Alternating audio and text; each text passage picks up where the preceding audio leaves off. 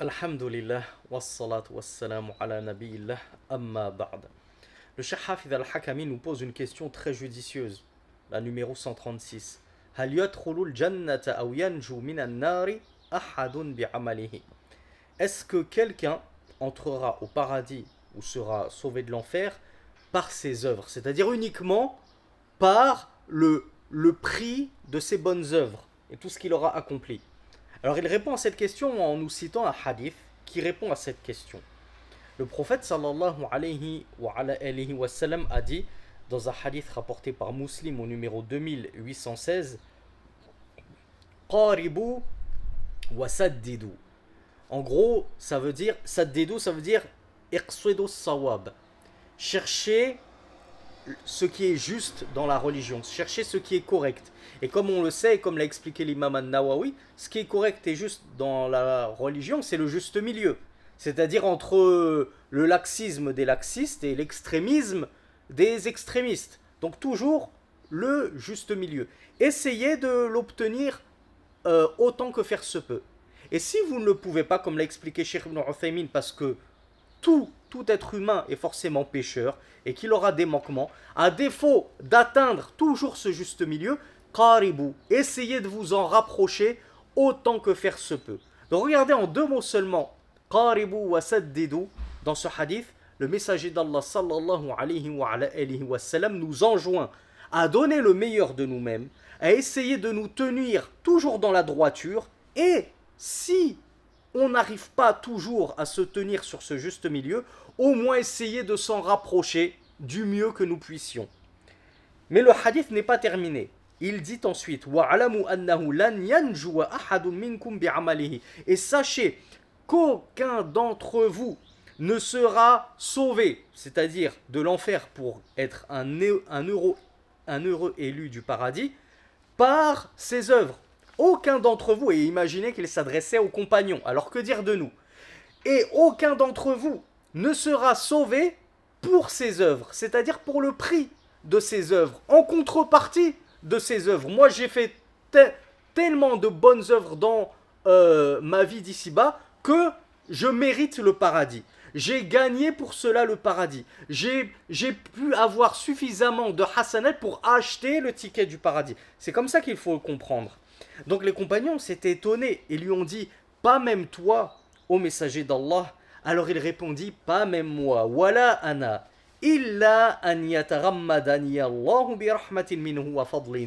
Si ce n'est parce qu'Allah m'aura recouvert d'une miséricorde et d'une grâce de sa part. Donc on voit que même le messager d'Allah sallallahu alayhi wa sallam, alors que c'est celui qui a le plus œuvré dans cette dunya, même d'entre tous les messagers, c'est lui qui a fourni le plus d'adoration envers Allah subhanahu wa ta'ala, combien même il n'a pas eu une vie aussi longue que celle de certains prophètes comme Nour, Ibrahim et d'autres qu'eux. Eh bien, le messager d'Allah sallallahu alayhi wa sallam nous prouve que même lui, il n'a pas les réserves nécessaires pour acheter sa place au paradis. Et en fait, il n'entrera au paradis que par une miséricorde et une grâce d'Allah. Parce qu'en fait, comme nous l'expliquent les savants, le paradis est tellement précieux, il est tellement riche, et une place au paradis est tellement hors de prix, qu'on pourrait s'évertuer à adorer Allah Azzawajal pendant 1000 ans sur terre, que ça ne suffirait pas à acheter le ticket d'entrée au paradis, parce que son prix est encore plus cher que 1000 années d'adoration perpétuelle. Donc que dire si même le messager d'Allah sallallahu alayhi wa sallam a dit qu'il n'entrera au paradis que par une grâce et une miséricorde de son Seigneur. Donc lorsqu'on entre au paradis, c'est pas pour le prix de nos bonnes œuvres, mais on va le voir, malgré tout les bonnes œuvres sont une cause d'entrer au paradis. C'est-à-dire qu'Allah te fera miséricorde et il t'accordera de sa grâce pour t'introduire au paradis par la cause de tes bonnes œuvres, pour tout ce que tu as fait de bien sur terre. Donc ce qu'on a fait sur terre, ces bonnes œuvres, c'est une cause, mais ce n'est pas la monnaie qui achète le ticket du paradis. Ainsi faut-il donc bien comprendre ce hadith. Et c'est ce à quoi va répondre le shir dans la question numéro 137, lorsqu'il dit, alors comment concilier entre ce hadith-là, que nul n'entrera pour ces bonnes œuvres. Et la parole d'Allah subhanahu wa ta'ala au verset 43 de la sourate Al-A'raf, وَنُودُوا أَن تِلْكُمُ الْجَنَّةُ أُورِثْتُمُوهَا بِمَا كُنْتُمْ تعملون, pardon. Et le cheikh, il est très perspicace. Il a rapporté lui-même cette ambiguïté que certains pourraient avoir déjà eue et ne pas savoir comment y répondre. Comment est-ce qu'on concilie entre ce hadith qu'on vient de voir, nul n'entrera au paradis, c'est-à-dire pour le prix de ses bonnes œuvres, si ce n'est par une grâce et une miséricorde d'Allah, mais en même temps, Allah Azza wa Jal nous dit dans la sourate Al-A'raf au verset 43, et il sera appelé, voici, on fera l'annonce, voici le paradis dont vous avez hérité pour ce que vous avez œuvré. Ben là, on a l'impression que Allah Azza wa Jal nous dit dans ce verset, ce paradis qu'on a gagné, c'est pour ce qu'on a œuvré, c'est-à-dire on a réussi à l'acheter avec ce qu'on a œuvré. On le mérite. On le mérite, c'est notre droit. Donc le shir nous dit déjà, sachez qu'il n'y a pas d'opposition entre les textes. Il n'y a pas de contradiction, pas même entre la sunna et le Coran. Bihamdillah. فَإِنَّ الْبَاءَ الْمُثْبَتَ فِي الْآيَةِ هِيَ بَاءُ السَّبَبِيَّةِ. Le ba, la particule ba, quand Allah Azza wa Jal nous dit Bima kuntum ta'malun, pour ce que vous avez œuvré. Ce ba ici, il nous dit c'est ba ou sababiyya.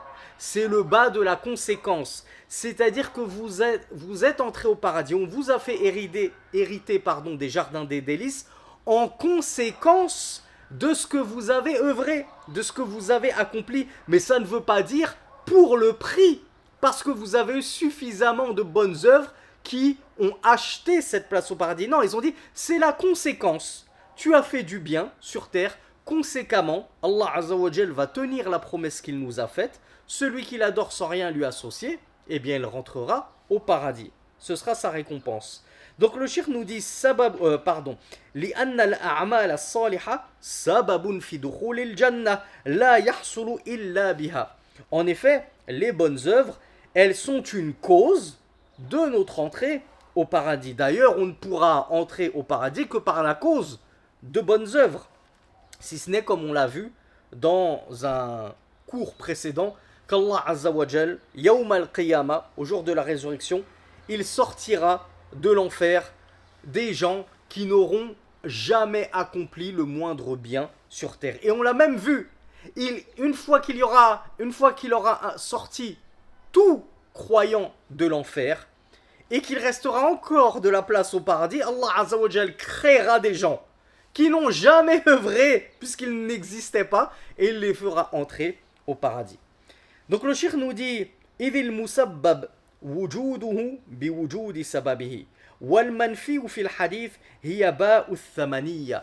Ce qui est nié dans le hadith, ce n'est pas que les œuvres sont la cause de notre entrée au paradis, mais ce qui est nié, c'est que nos œuvres soient le prix d'entrer au paradis.